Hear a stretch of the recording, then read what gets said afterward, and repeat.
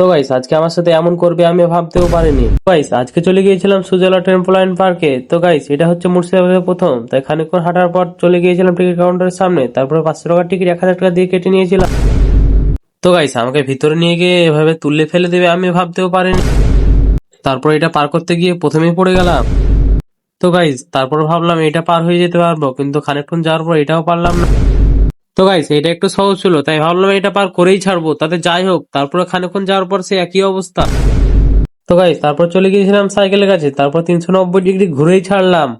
তো গাইস তারপর এই রাইডটা নিয়েছিলাম। তো গাইস এই রাইডটা সব থেকে ভালো লাগলো আমার।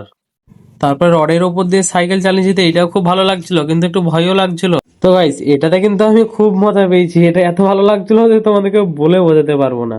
তো গাইস তারপর এটা নিয়ে একটু মজা করে নিলাম। তো গাইস তারপর খানিকক্ষণ রেস্ট নেওয়ার পর আবার একটা ডিগবাজি মেরে দিয়েছিলাম, কিন্তু একটা ভাইয়ের উপর পড়তে গিয়ে বেঁচে গেলাম। তারপর আবার ছোট্ট করে একটা ডিগবাজি মেরে নিলাম। তো গাইস আজকে ডিগবাজি মারতে এতই ভালো লাগছিল যে তোমাদেরকে বলে বোঝাতে পারবো না। তো গাইস ভিডিওটা ভালো লাগলে একটা সাবস্ক্রাইব করে দিও।